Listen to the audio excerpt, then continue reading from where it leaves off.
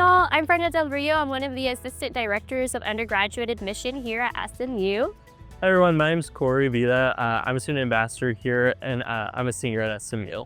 And we're going to talk a little bit about admissions and SMU life.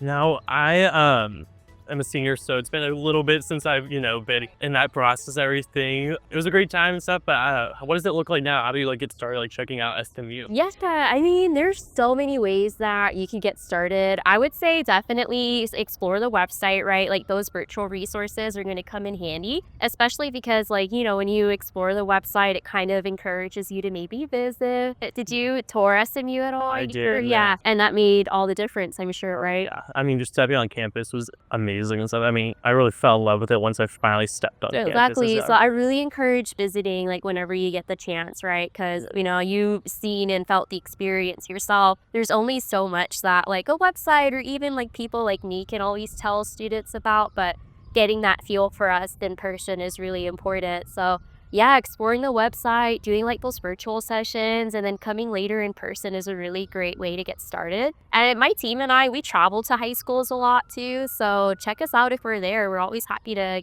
come meet you in person as well. What are some important, deadlines as I start checking out SMU and stuff to remember? Sure, yeah. Well, I mean, for admissions, there's a couple of ways that you can apply, right? There's the first year route, which is the one that you take advantage of.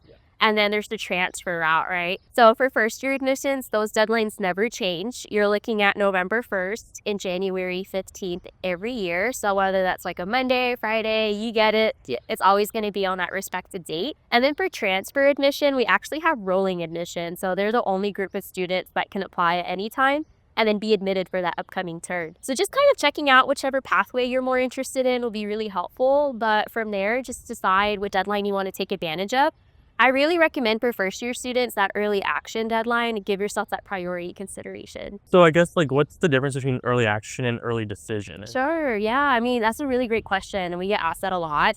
Early decision is binding, right? That is a really great way to apply to any school.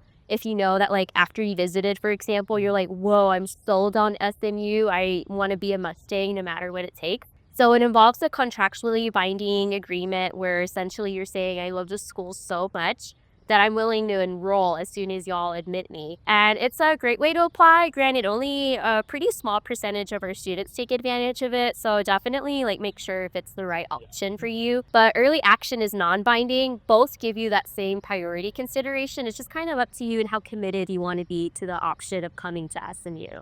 Okay, cool. And then on that, what does the application look like based on how do y'all review them and how do you test scores? Should you submit, should you not? Sure, yeah, that's a really great question. I mean, well, when it comes to applying, I think the first thing that a student would want to do is just kind of decide which platform they want to take advantage of. So we're on 3 application platforms, the Common App, Apply Texas, and My Coalition. Just go ahead and use whichever one you feel most comfortable with. And the content on each of these application platforms is going to be relatively the same. We just want to learn more about you, and then of course you'll also want to submit the transcript and the counselor letter recommendation as well. And from there, we're also test optional, so you're not required to submit those test scores at all. Definitely consult, everyone has an admission counselor, right? So definitely consult with them if they think it's a good idea, if you're kind of a little bit uncertain about submitting them. But generally, if they're in the middle 50% average, I say it's a good idea to submit them, and otherwise you won't be penalized or looked at any differently if you don't. So then, what would be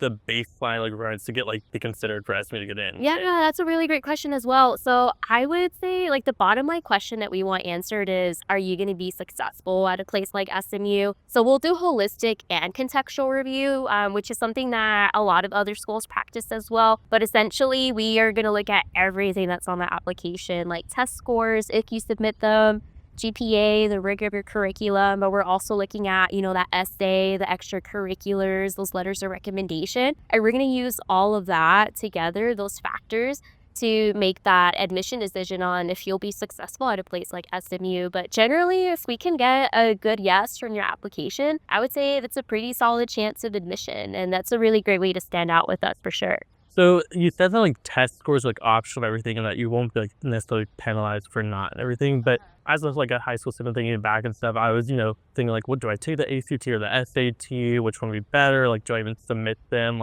So what does that look like since you said test scores are optional? Yeah, sure. I mean, well, both the SAT and the ACT are very functionally different, even though they both operate for like the same procedure, which is that, standardized college admission testing. I would say if you have the option to take both, but it's very common for students to perform better versus the other. Like, I know for me, I know it's been a while since I've been in those shoes, but for me personally, I performed a lot better on the SAT than I did on the ACT. So after, I took those exams, I decided to focus more on the SAT. I think it's really beneficial too that we super score at SMU, and a lot of other institutions practice it the same thing, but I think a lot of students feel really comfortable with the fact that we have that practice as well, because sometimes it really benefits you as well if you've taken, say, the SAT or the ECT multiple times and want to get like a little bit of a higher score. But other than that, I mean, again, it's completely up to like the student and, practicing their self-awareness. Some of us are not always the best test takers, but we perform really well in the classroom. So understanding like where you're at in that process, I feel like will really help students kind of decide, like, do I want to continue focusing on standardized tests, or do I want to just focus on the ones that are test optional and target those kinds of institutions instead? What does it mean again to super score? Yeah, so Yeah. super score means essentially that, let's just say again, you've taken like the ACT multiple times when you submit maybe both of those scores or both of those exam scores to us. Let's just say, for example, maybe you did really well in the math section that first time around, but the second time around you didn't do so hot. So we'll take the highest scores out of each round of that exam that you've taken and create a new score for you. So instead of taking that lower math score, we'll take that higher one for you, and then whatever other higher scores you have in between those subjects, and again, create that new score for you. So that way you have a better chance of being represented academically as a student. Also thinking just like getting connected with my admissions counselor here at SMU, like how do you like find out which one like you specifically are like connecting with, and how do you like go about that process? Yeah, so definitely smoogle it is what I call it, smu.edu, and then you'll go into the search tool and just kind of take advantage of it. But you can go to, smu.edu/find your admission counselor, and you'll come across a map. And from there, you'll just select which state that you're attending high school in, and you'll be able to find your admission counselor there. So then, like, after like you meet with like, your admissions counselor, like I'm like wanting to apply and stuff. Like, what does it like that they look like cost wise to apply to SMU? Sure, yeah. So normally it'll cost $65 to apply, but we're very happy to give away application fee waivers as well. And this information is easily accessible on our website as well. You don't have to have a solid reason for an application fee waiver. Maybe you just want to save yourself some $65, right? Or you prefer to use it for something else. You can just go to, again, smu.edu and then use in the search tool application fee waiver, or you can also contact our team and we're happy to hand that out to you. Okay, so SMU is short for like Southern Methodist University. Do you have to be Methodist to attend here? Like, what does that look like? Yeah, that's a really great question. I know I get asked that question a lot when I'm out on the road or just by other students in between. So initially, SMU was founded by the Methodist Church, just a little bit of history, fun fact there. And then a few years later, we kind of cut ties with them, but we kept the name Methodist in there. But now we go by SMU nowadays. So it's just to kind of lead to not as much confusion. But in short, you do not have to be Methodist or follow any kind of particular faith at all to be a student with us. We don't have that kind of expectation for our students. The only thing we expect is that everyone be nice and kind to each other and respectful, of course, which is never a problem here, thankfully. One cool thing about SMU, though, is that we're really diverse in a lot of different areas, including with the different faiths that our students have. So again, there's no expectation or requirement, but if you do want to continue following your faith while you're here on campus with us, you're absolutely encouraged to do so, and you'll find that there's a lot of communities that align with that interest as well. So since it was started though by the Methodist Church, does that mean there's like a religious requirement on campus, like class wise or anything like that, or like a chapel? Yeah, I mean, well, we do have a chapel, right? But it's totally optional to use for students. It's just there if it's something that you want to take advantage of. But other than that, there's no like religious requirement for our students to participate in some kind of like academic or social requirement in that lens. It's totally, totally optional. But a lot of our students do tend to follow their faith here on campus, I would say. It's something that they're really proud to have. But even if it's not something that aligns with your interests personally, it's not going to be something that will be a notable difference either. So I guess like thinking back on like my high school experience, something that I like consider a lot like AP credits, dual credit, stuff like that. So how do you like go about like earning credit at SMU for like those different classes? Yeah, it's pretty easy, honestly. Like, it's very transparent, that process. So for APs, you just have to get a 4 or 5 on most AP exams, except for foreign language. We do allow 3s or above, but everything else is going to be about a 4 or 5. So as long as you have that AP score on you and you bring that in, that'll count as a course credit with us. That's super easy. Dual credit, kind of the same. You just have to pass the class and you're able to transfer that credit in. It'll likely be counted as an elective with us though, but it'll probably still count for some other like university or major requirements as well. So I guess like with like the college credits and stuff too. I mean, some are in high school, but like for transfer students, how does that look like with those college credits like at SMU, like when you transfer them? Yeah, that's a really great question. So we get a lot of transfer students annually, over 500 to be exact.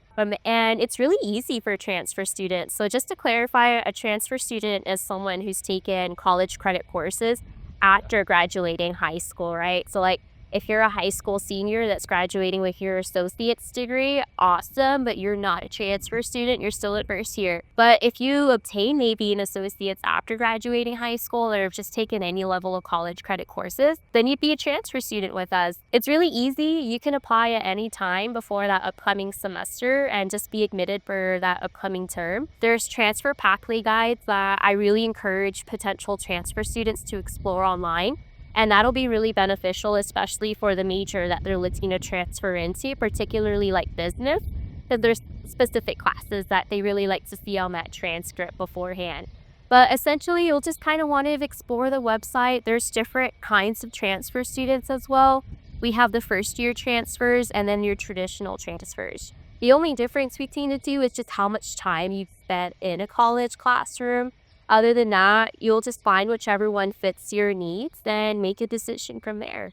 I remember coming into college, I was not certain where I wanted to go. So like, do you need to like have that like nailed down, like that what major you want to have before you even like start? Like, what does that look like? Yeah, that's a really great question. So I would say it really depends on maybe what you might be interested in, even if you're a little bit on that undecided or on the fence kind of side of things. I only say that because things are a little bit different for, say, the Cox School of Business. They're the only school here that requires direct entry. So the way that you apply to that school is that you do have to put business as one of your top primary majors whenever you're applying to SMU, and you're automatically reviewed from there. So even if you're a little bit interested in business, I would say it's important to kind of figure that out early on, so that way you have the opportunity to be reviewed for admission. Although they have an internal transfer process that's available for current first year students, it's a bit more competitive under that way. So just kind of making sure that as a prospective student, you're aware of that detail will be really helpful for you to kind of make the best decision for you in the future as well. And the same would go for visual and performing arts majors for Meadows, just because for them, you don't really have the opportunity to apply again as a current student with us. So you would have to either like audition or submit a portfolio for review and be reviewed by the Meadows admissions team beforehand. So just kind of figuring out if maybe those interests or something you're interested in will kind of make a difference in that process for you. But otherwise, we have a really flexible curriculum. I mean, you can just probably speak more about it, but you have those first 2 years to officially declare a major, which gives you a lot of time to, get your toes wet in different pools of interest. No, for sure. I had a philosophy minor, and it was because I took a philosophy class for my like CC credits, and that was like why I added. I love that class. It's like And then it's so easy to it was so easy. double or triple major or even minor in FTs, right? So like, are you studying anything else at the two, or are you just double I even major? added like I had done a double minor in law and legal reasoning and philosophy, and a lot of those classes kind of like overlapped. It was so easy. Yeah, too. and what are you studying? Like, what's your major? Real estate. There you go. Yeah. Very different. You Very see? different, but so easy But to get them really all easy done. to combine together, right? So Exactly, like yeah. 3 and 5 of our students will end up double or triple majoring or minoring in this case, right? No, yeah. And you have that flexibility and support too. But again, just keeping in mind that you wouldn't be able to pursue the real estate program if you didn't apply to Cox first as well. So just keep those nuances in mind as a prospective student, but other than that, you'll have your future set in your hands for you. For transfer students, how does it look if you're wanting to transfer like from another school into Cox or like Meadows? Sure, yeah. So that's a bit more easy, I would say, just because you have those transfer pathway guides that are available. It's a really easy guide that really details for you like what specifically classes you should be taking at that institution that you're looking to transfer in from. And as long as you've taken those course requirements, then you have the GPA that Meadows or Cox or even like Lyle is looking for example, or even us on the general admission side of things. It's relatively easy. So what does like the study abroad process look like here and stuff? Like how many like offerings does SMU have like when it comes to studying abroad? Yeah, studying abroad is a lot of fun. I mean, not that I got to take a part of it because I wasn't a current student, right? But I think a lot of our students have such a wonderful experience when it comes to going abroad. And particularly because like the world is your oyster here in so many ways, but including when it comes to going abroad. Like when you decide to go, you can go as early as that after you finish that first semester with us, or you can wait until maybe you're a senior and you want to go abroad then too. And then of course there's like, that traditional way that you can go abroad where it's like 3 or 4 months at a time for a fall or spring semester. But we have something really cool called intersession. And basically that allows our students to go abroad during summer and winter, May as well, right? So you have a lot of different opportunities to go abroad throughout the year. And how you experience abroad is totally up to you as well. So, like, you have those academic experiences, like SMU in London, I would say is a really popular one. A lot of our students get to spend time with and at the University of Oxford, live their best life outside of London. It's a lot of fun. And then, of course, we're all around the world too, but just some other popular programs are like SMU in Madrid, right?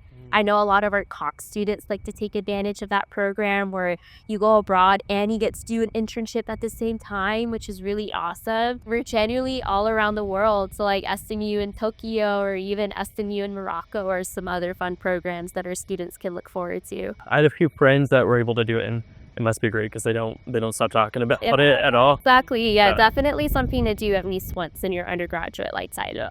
So I'm a senior now and everything, so I'm wrapping up. I mean, personally, I feel like it's been worth it, but would you say that the education at SMU is like worth that time and money? Absolutely. And I don't just say that because I get paid to work here, right? But I genuinely love working for SMU so much for a lot of different reasons. But I think one thing that really stands out to me is just our network and the fact that we're in Dallas and we're Dallas's premier institution, right? So, I mean, our alumni are easily one of the favorite reasons why I love working at SMU so much. And they're just so passionate about giving back to the Mustang community. And for them, a lot of that passion translates into getting us connected to the job opportunities that they're representing, right? So, like, they've done such a great job at calling our offices up and say, hey, I have so-and-so internship and stuff available. I want to see a Mustang take advantage of it. That right now we have more internship opportunities than we have students. And there's 7,000 undergraduate students on campus. So that speaks volumes as to the network that, that you're going to be a part of just by being a Mustang alone. So I think that being in Dallas, being its premier institution like SMU in Dallas, we have such a special relationship with each other. It really sets our students apart when it comes to looking for opportunities for professional growth and development as well. So I do think the education is worth it. It's a very reputable education that a lot of our employers are really proud to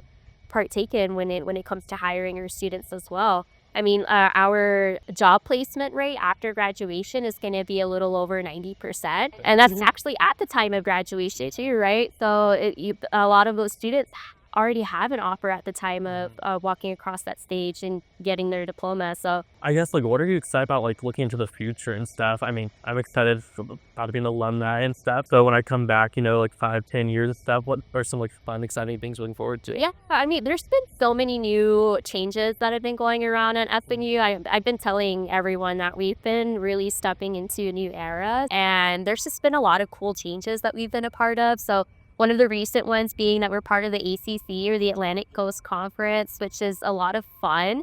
It's really changed the game, no pun intended, about our sports and traditions, and we've been doing really well as well. So that's something that's been really awesome to look forward to. I don't know what's next for us, but I'm really excited about the bigger stage that we're a part of, particularly things through like the ACC, for example. And I can't wait to see how that impacts the student community for the best. Well, thank you so much for all that information. It was a lot to digest. Where can I find like all that information, or like if I have any other questions? So again, exploring our website, really great ordeal. Really recommend to take advantage of it. smu.edu/apply is where you can go to learn more specifically about apply. Otherwise, just go to our general homepage and just check it out, and feel free to go to wherever you're called to the most from there. We also are on social media as well. So if you want to, get some more frequent updates from us, I recommend following us, especially on Instagram, SMU Admission. And yeah, just stay connected. There's so many other ways that we love to stay in touch, including by, of course, emailing, or you can schedule virtual appointments with our team as well. Great, thank you.